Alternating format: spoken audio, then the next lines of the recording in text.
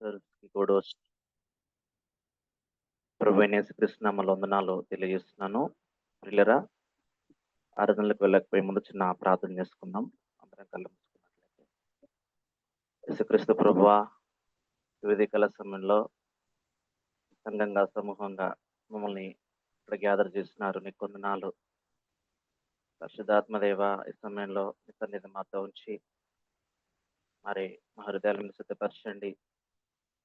మీ వాక్యంతో మాట్లాడమని కావాల్సిన ఆదరణ మాటలు మీరు మాకు దయచేసి రావాలని నన్ను మీ చేతులకు అప్పచెప్పుకుంటూ యేసుక్రీస్తు నామములో కొద్ది ప్రార్థన అడిగి వేడుకుంటున్నాం తండ్రి.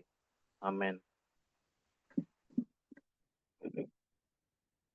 ప్రియులారా, ఈ సమయంలో మరి దేవుని వాక్యం నుండి మనం చూసినట్లయితే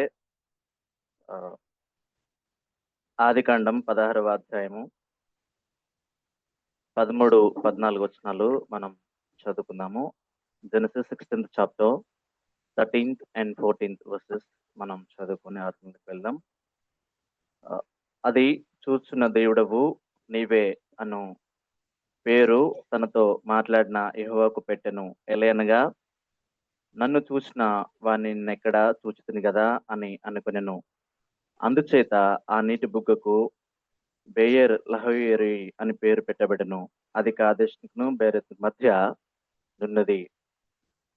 ప్రియులారా, మనం చదువుకున్న ఏక వచనాలు హాగర్ గురించి చెప్పబడతా వస్తా ఉందన్నమాట. ఈ ఆదికాండం 16వ అధ్యాయం 13వ వచనంకి ముందు ఏం జరిగింది, హాగర్ యొక్క బ్యాక్గ్రౌండ్ ఏంటి అనేది క్లుప్తంగా మనం చూసినట్లయితే, అర్థం చేసుకున్నట్లయితే, మరి హాగర్ యొక్క మరి ఆమె యొక్క బ్యాక్గ్రౌండ్ ని మనం చూసినట్లయితే, ఆమె ఈజిప్ట్ కంట్రీకి చెందిన ఒక లేడీ. అంత మాత్రమే కాదు, ఆమె ఒక దాసి. అబ్రహం భార్య అయిన షారాకు దాసిగా మరి ఈ హాగర్ వస్తా ఉందన్నమాట.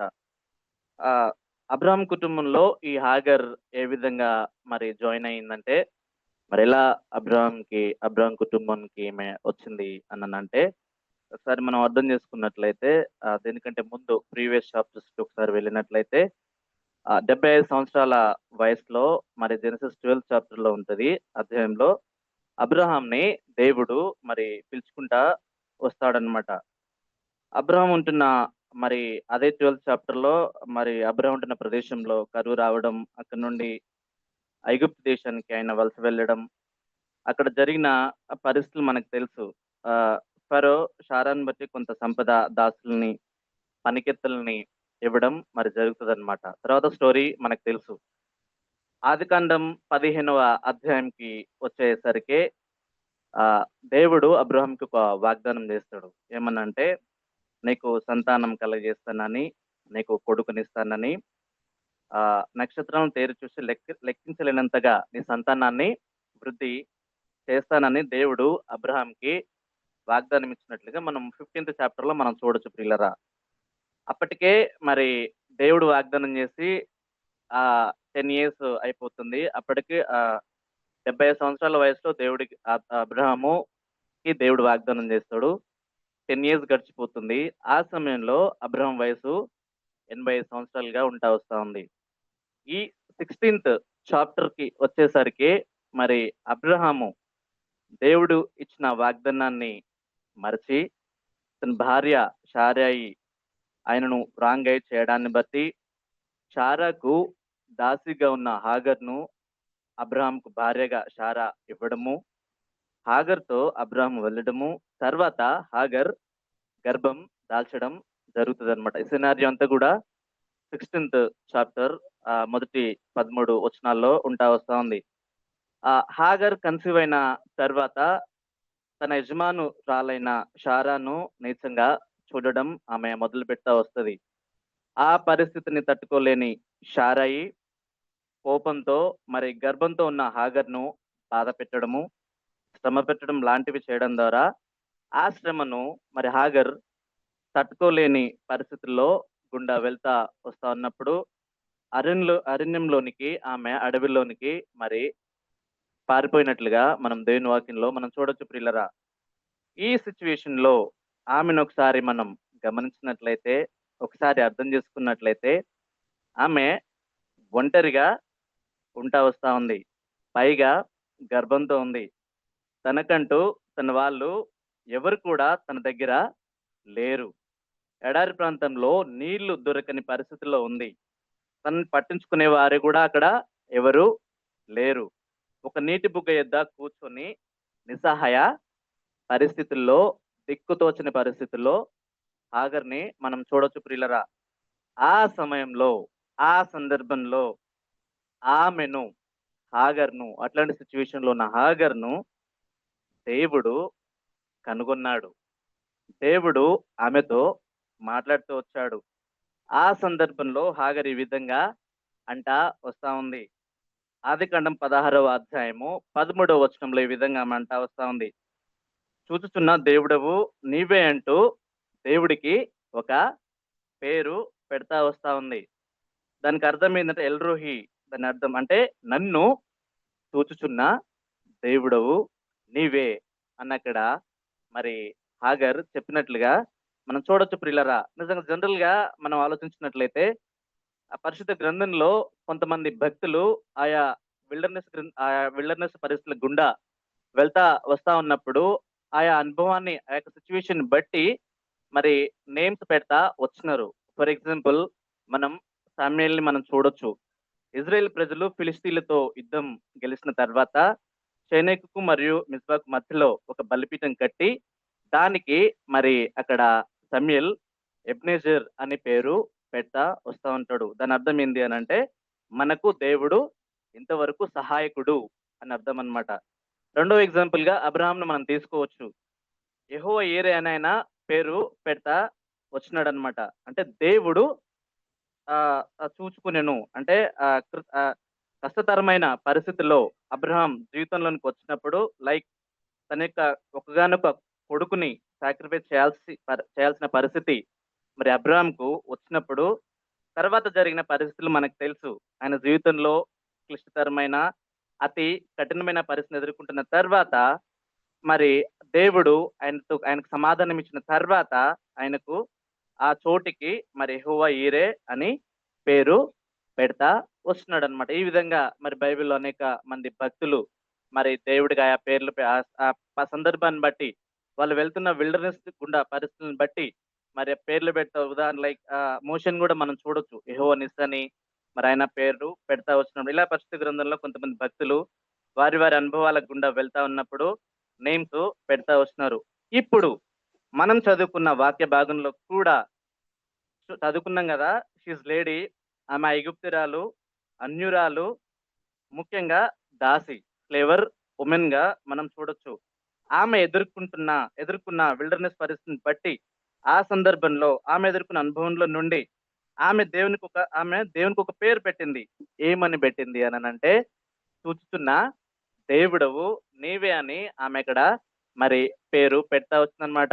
మనల్ని కూడా నిజంగా మనం చూసినట్లయితే మనం చూస్తున్న దేవుడు హాగర్ జీవితంలో ఏమై ఉన్నాడో చూసుకుంటూ ఆ హాగర్ జీవితంలో ఉన్న దేవుడే మన జీవితాల్లో ఏమై ఉన్నాడో గ్రహించుకుంటూ ఒక 3 విషయాలను మనం ఆయనకు గుణలక్షణాలను జ్ఞాపకం చేసుకుంటూ మన జీవితంలో దేవుడు ఏమై ఉన్నాడో అది గ్రహించుకొని ఈ ఉదయకాల సమయంలో మనము ఆరాధనలోకి వెళ్దాం. మొట్టమొదటిగా మనం చూసినట్లయితే దేవుడు మనల్ని చూసి మనల్ని కనుగొన్నాడు. The God who sees and finders. ఈ ఉదయకాల సమయంలో ఒకసారి అర్థం చేసుకున్నట్లయితే హాగర్ లైఫ్ ని మనం చూసినట్లయితే ఐగుప్తుకి చెందిన పర్సన్, స్లేవర్ ఉమెన్, పట్టించుకునేవారు ఎవరూ లేని పరిస్థితుల్లో ఉందామె. ఈవెన్ అబ్రహాం కూడా ఆమె పట్ల ఫాదర్ కలిగి లేని పరిస్థితుల్లో ఉన్నాడు. అంత మాత్రమే కాదు, ఆమె అన్యురాలు. దేవుణ్ణి ఎరుగని ఒక స్త్రీని, దేవుణ్ణి అన్య జనంగాన్ని చూసిన ఒక పర్సన్ ని, ఆమె దేవుడు అంటే ఎవరో తెలియదు అప్పటికి. ఆమె ఐగుప్తు దేశం నుండి వచ్చింది. అట్లాంటి సందర్భంలో, అట్లాంటి సిచ్యువేషన్ లో ఆమెన్న పరిస్థితుల్లో, నిస్సహాయ పరిస్థితుల్లో ఉన్నప్పుడు దేవుడు ఆమెను కనుగొన్నాడు.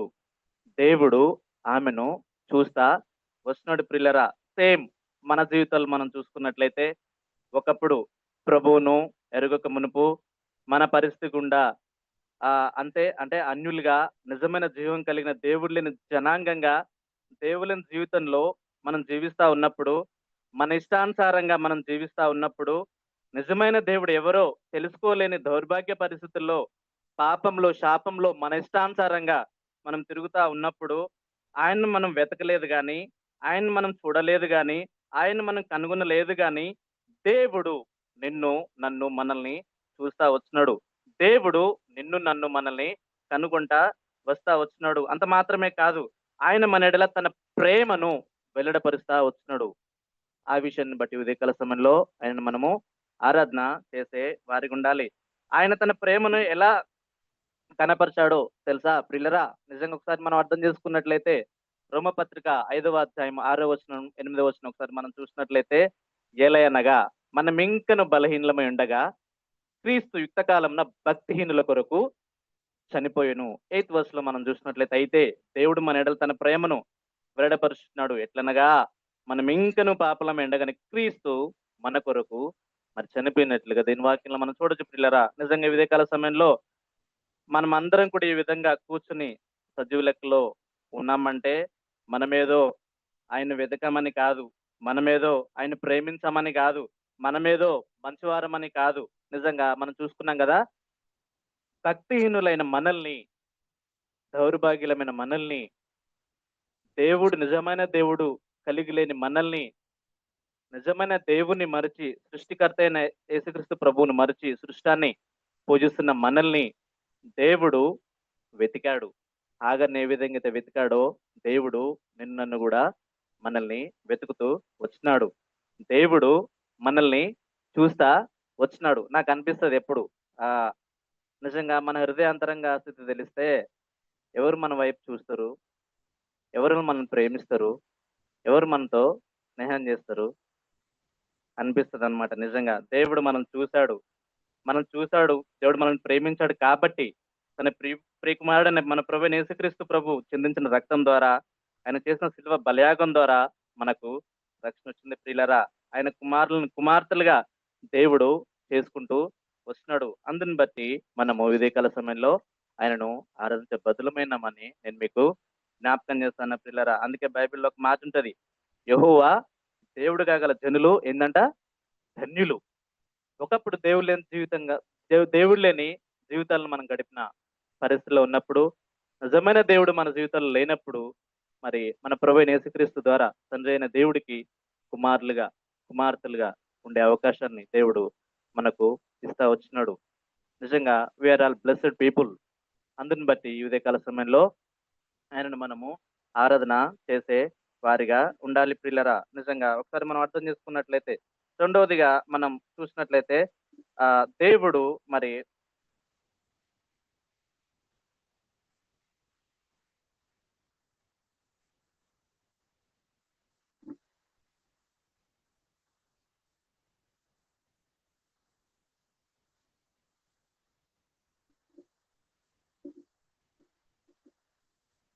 క్షమించాలి. రెండవదిగా మనం చూసినట్లయితే, అరణ్యం లాంటి పరిస్థితుల్లో కూడా మనతో మాట్లాడి, ఆదరించి, ఆదరించే దేవుణ్ణి మనము కలిగున్నాం ప్రియులరా. God speaks and comforts in the wilderness. మనం చూసినట్లయితే దేవుడు హాగర్‌ని చూసి, కనుగొని, ఆమెతో మాట్లాడుతూ అంటా ఉన్నాడు దేవుడు. "హాగర్, నీకు జరిగిన పరిస్థితిని నేను చూసాను. సారా నీ యెడల ఏ విధంగా ప్రవర్తించిందో నేను చూసాను. నాకు తెలుసు నువ్వు ఏ విధమైన విల్డర్‌నెస్ పరిస్థితుల గుండా వెళ్తున్నావో నాకు తెలుసు" అని ఆమెతో దేవుడు మాట్లాడి ఆదరణను ఆదరణను మరి కలిగించిన దేవుడుగా మరి మరి మరి అక్కడ మరి మన ప్రభువు మనకున్నాడు పిల్లలు. నిజంగా ఒకసారి గమనించండి, అర్థం చేసుకుందాం. కడుపుతో ఉన్న హాగర్ యొక్క పరిస్థితిని సిస్టర్స్ ఒకసారి ఆలోచించండి. ఆమె పరిస్థితి ఏ విధంగా ఉందో, ఎట్లాంటి సిట్యుయేషన్‌లో మరి హాగరు మరి వెళ్తా ఉందో. ఒంటరిగా ఉంది. అరణ్యంలో ఉంది. లోన్లీనెస్ గుండా మరి గుండె భారంతో మరి ఆమె ఉంటా వస్తా ఉంది. యాస్ ఎ బిలీవర్స్‌గా మన యొక్క జీవితాల్లో గూడా మనం చూసుకున్నట్లయితే అట్లాంటి విల్డర్‌నెస్ పరిస్థితుల గుండా వెళ్లి ఉండొచ్చు. హృదయ భారంతో, ఒంటరితనం, లోన్లీనెస్ కూడా గుండా వెళ్తా ఉన్నప్పుడు, హోప్ లేని పరిస్థితుల్లో ఉండి ప్రభు వైపు చూసినప్పుడు ఆయన ఆయన మనతో మాట్లాడి, ఆయన వాక్యం ద్వారా మనల్ని కంఫర్ట్ చేస్తూ వచ్చిన దేవుడుగా మన ప్రభువు మనకు ఉంటా వస్తా ఉన్నాడు ప్రియులారా. అందుని బట్టి మనం మనం ఎంతైనా సరే ఆయనను ఆరాధన చేసే వారిగా ఉండాలని నేను మీకు జ్ఞాపకం చేస్తున్న ప్రియులరా. అంత మాత్రమే కాదు. మనం ఒకసారి మనం అర్థం చేసుకున్నట్లయితే మన ఎడల మరి మన ఎడల దేవుడు తన కేర్‌ని చూపిస్తున్న దేవుడుగా మన ప్రభువు మనకు వస్తా ఉన్నాడు ప్రియులరా. నిజంగా హృదయ భారంతో దిక్కుతోచని పరిస్థితుల గుండా మనం వెళ్తా వచ్చినప్పుడు మరి ఆ విల్డర్‌నెస్ గుండా మరి అరణ్యం లాంటి విల్డర్‌నెస్ గుండా మనం వెళ్తా వచ్చినప్పుడు దేవుడు మన ఎడల తన యొక్క మరి ఆదరణను చూపిస్తా వస్తున్నాడు. దేవుడు మన ఎడల తన యొక్క ప్రేమను మరి చూపిస్తా వస్తున్నాడు. దేవుడు నిజంగా అట్లాంటి సందర్భాల్లో దేవుడు మనతో మాట్లాడినప్పుడు నిజంగా దేవుని వాక్యం మనల్ని బలపరిచినప్పుడు ఎంత హృదయంలో ఎంత నెమ్మది ఉంటదో, ఎంత ఆదరణ ఉంటదో, నిజంగా అట్లాంటి పరిస్థితులు గుండా వెళ్ళినప్పుడు దేవుడు మనల్ని బలపరిచిన దేవుడుగా, మనల్ని స్థిరపరిచిన దేవుడుగా, దేవుడు మనల్ని కంఫర్ట్ చేసిన దేవుడుగా మన ప్రభు మనకున్నాడు. కంఫర్ట్ చేయడం మాత్రమే కాదు, మన ఎడల తన తన యొక్క జాగ్రత్తను వహిస్తూ వస్తున్న దేవుడుగా, తన జాగ్రత్తను వహించిన దేవుడుగా మన ప్రభు ఉన్నాడు. అందుని బట్టి ఆయనను మనం ఎంతైనా సరే ఆరాధన మరి చేసే వారికి ఉండాలి. అందుకే మరి కీర్తన 34:18 వచనంలో మనం చూసినట్లయితే, విరిగిన హృదయం గల వారికి యెహోవా ఆసన్నుడు, నలిగిన మనసు గల వారికి ఆయన ఆయన రక్షించును. నిజంగా, నిజంగా, నిజంగా విరిగిన హృదయంతో, హృదయ భారంతో ఉన్నప్పుడు ప్రభువు మనల్ని చూస్తా వస్తున్నాడు. మన ఎడల తన జాలిని కనపరుస్తా వస్తున్నాడు. దేవుడు ఆయన యొక్క కేర్‌ని మన ఎడల చూపిస్తా వస్తున్నాడు. అందుని బట్టి మన ప్రభువుని ఎంతైనా సరే ఆరాధన మరి చేసే వారిగా ఉండాలి. అంత మాత్రమే కాదు. దేవుని యొక్క ఆదరణ ఏ విధంగా ఉంటది అననంటే, ఐజీయా 66 అధ్యాయము 13 వచనంలో మనం చూసినట్లయితే, ఒకని తల్లి వారిని ఆదరించినట్లు నేను మిమ్మును ఆదరించుదును అనక్కడ మరి దేవుని వాక్యంలో మనం చూసాం ప్రియులరా. నిజంగా తల్లి ఏ విధంగా ఆదరిస్తే బిడ్డల పట్ల మనకు తెలుసు. దేవుడు అంతకంటే ఎక్కువ. నిజంగా హాగరుకి ఎవరు లేరు. అట్లా ఆదరించిన తన తల్లి కూడా తన దగ్గర లేదు. ఎవరు లేరు. నిజంగా దేవుడు ఆమెతో మాట్లాడినాడు. దేవుడు మరి ఆమెతో మాట్లాడడం మాత్రమే కాదు, ఆదరించి బలపరిచినట్లుగా మనం చూడొచ్చు పిల్లరా. మనం కూడా దిక్కుతోచని పరిస్థితుల గుండా మరి మరి ఒంటరి లోన్లీనెస్ పరిస్థితుల గుండా మరి వెళ్ళినప్పుడు మరి ఆఖరి వంటి పరిస్థితులు మరి మన జీవితంలో కూడా వచ్చినప్పుడు దేవుడు ఆయన వాక్యం ద్వారా మనల్ని ఆదరించినట్లుగా, ఆయన వాక్యం ద్వారా మనల్ని మరి మరి కేర్ చేసిన దేవుడుగా, కంఫర్ట్ చేసిన దేవుడుగా మన ప్రభు మనకున్నాడు. అందుని బట్టి ఆయన ఎంతైనా సరే ఆరాధన మరి చేసే వారిగా ఉండాలి ప్రియులరా. తర్వాత మనం మూడవదిగా మనం చూసినట్లయితే మరి దేవుడు వాగ్దానాన్ని ఇచ్చి మన భవిష్యత్తుకు మార్గం చూపే దేవుడు. God gives promise and guides our future. మనం ఒకసారి అర్థం చేసుకున్నట్లయితే హాగర్‌తో దేవుని దూత మాట్లాడుతూ, నువ్వు ఒక చైల్డ్‌కి బర్త్‌నిస్తావంటాడు. ఆ చైల్డ్‌కి ఇష్మాయేల్ అనే పేరు పెడతావని అంటాడు. నీ కొడుకును గొప్ప జనాంగంగా మరి చేస్తానని మరి హాగర్‌కు దేవుడు వాగ్దానం చేశాడు. ఆమెకిచ్చిన మరి ఆమెకు వాగ్దానం ఇచ్చి భవిష్యత్ గురించిన మార్గాన్ని దేవుడు మరి సిద్ధపరిచిన దేవుడిగా హాగర్‌కున్నారు. నిజంగా ఒకసారి అర్థం చేసుకుందాం ప్రియులరా. మన జీవితాల్లో మనం తొంగి చూసుకున్నట్లయితే, ఒకసారి మనం ఆలోచించినట్లయితే, ఒకసారి మన జీవితాలు మనం గమనించుకున్నట్లయితే, విల్డర్‌నెస్ పరిస్థితులు మన జీవితంలోకి వచ్చినప్పుడు దేవుడు తన వాక్యం ద్వారా వాగ్దానం ఇచ్చి మన భవిష్యత్తుకి భరోసా ఇచ్చే దేవుడిగా మన ప్రభువు మనకున్నాడు. అందుని బట్టి మన ప్రభువుని ఎంతైనా సరే మనము ఆరాధన చేసే వారిగా ఉండాలి. ఎందుకంటే మన దేవుడు నమ్మదగిన వాడు. మన దేవుడు మరి ఆయన వాగ్దానాలు నమ్మదగినవి. ఆయన మార్గాలు మన జీవితాలకు మంచివన్న విషయాన్ని నేను మీకు జ్ఞాపకం చేస్తాను ప్రియులరా. నిజంగా ఒకసారి మనం గమనించినట్లయితే నంబర్స్ 23:19 వర్స్ ఒకసారి మనం గమనించినట్లయితే, దేవుడు అబద్ధమాడుటకు మానవుడు కాడు, పశ్చాత్తాపడుటకు నరపుత్రుడు కాడు. ఆయన చెప్పి చేయకుండానా, ఆయన మాట ఇచ్చి స్థాపించకుండానా అన్నక్కడ మనం దేవుని వాక్యంలో మనం చూడొచ్చు పిల్లరా. మై డియర్ చర్చ్, దేవుని వాగ్దానాలు కొన్ని సందర్భాల్లో మరి మరి ఇమ్మీడియట్ గా నెరవేరవచ్చు, కొన్ని సందర్భాల్లో లేట్ గా అవ్వచ్చు. కానీ దేవుని వాగ్దానం స్థిరము. దేవుని మాట అవునంటే అవునంటదిగా ఉంటది, కాదంటే కాదన్నట్లుగా నిక్కారుసుగా ఉంటది అనమాట. నిజంగా ఉదాహరణకు మరి అబ్రహాం యొక్క లైఫ్ ని మనం చూడొచ్చు. ఆయన జీవితంలో మనం చూడొచ్చు. మరి 75 ఏళ్ల వయసులో మరి దేవుడు ఆయనకు వాగ్దానం చేసినప్పుడు 100 ఏళ్ల వయసులో ఆ వాగ్దానాన్ని దేవుడు ఫుల్ఫిల్ చేసినట్లుగా మరి మనం చూడొచ్చు పిల్లరా. నిజంగా అంత మాత్రమే కాదు, మన భవిష్యత్తుకు ఆయన మార్గం చూపే దేవుడుగా మన ప్రభువు మనకున్నాడు. అందుని బట్టి మన ఎంతైనా సరే ఆయనను మరి ఆరాధన మరి చేసే వారికి ఉండాలి. ఈ 3 విషయాలను బట్టి మనం జ్ఞాపకం చేసుకుంటూ, దేవుడు మన జీవితాల్లో ఏమై ఉన్నాడో అది గ్రహించుకుంటూ, మనం మరి ఆయన ఆరాధించే వారిగా ఉండాలని నేను మీకు జ్ఞాపకం చేస్తా ఉన్నా పిల్లరా. నిజంగా, నిజంగా ఒకసారి అర్థం చేసుకోవాలి. దేవుడు మనలో ఏ మంచి లేదు. భక్తిహీనులంగా మన ఇష్టానుసారంగా మనం తిరుగుతా ఉన్నప్పుడు దేవుడు మనల్ని కనుగొన్నాడు. దేవుడు మనల్ని చూసినాడు. దేవుడు మనల్ని ప్రేమిస్తా వచ్చినాడు. రెండవదిగా విల్డర్‌నెస్ పరిస్థితుల గుండా మనం వెళ్తా ఉన్నప్పుడు ఆయన యొక్క ఆదరణని దేవుడు మనకు అనుగ్రహిస్తా వచ్చినాడు. మూడవదిగా ఆయన వాగ్దానాన్ని బట్టి ఆయన మనకిచ్చిన నిజంగా కొన్ని సందర్భాల్లో ఆయా పరిస్థితుల గుండా వెళ్తా ఉన్నప్పుడు మరి దేవుడిచ్చిన వాగ్దానాన్ని మరి తీసి చదువుతా ఉన్నప్పుడు ఆ భరోసా నిజంగా ఆ ఆ ధైర్యం మనకెంతో ఇస్తదనమాట. క్లెయిమ్ చేస్తాం దేవుడి దగ్గర. దేవా! నువ్వు నాకు వాగ్దానం ఇచ్చినావు దేవా! అని దేవుడిని ప్రైజ్ చేస్తాం, స్తుతిస్తాం దేవుడిని. నిజంగా ఈ ఉదయకాల సమయంలో జ్ఞాపకం చేసుకుంటూ, ఆయన మన జీవితాల్లో ఏమైనాడో అది గ్రహించుకుంటూ, ఆత్మతో, సత్యంతో, యథార్థ హృదయం కలిగి ఈ ఉదయకాల సమయంలో మన ప్రభువుని మనము ఆరాధించుకుందాం. వాక్యం దేవుడు దీవించినట్టు. The God who sees. You can't. David says, where can I hide from your presence? When I go to the depths, you are there. When I go far away, you are there. And he sees us not to find fault with us. No. He sees us because he wants to help us. Many people look into our lives, sees us because they're looking to find fault. Where we can blame them. They can blame us for something. But God is not that. He seeks us to comfort us, to speak to us. He sought us while we were still his enemies. He sought us while we were still sinners. He sought us while we were still powerless. And he promises us that he will bless us in future. This is true to every believer.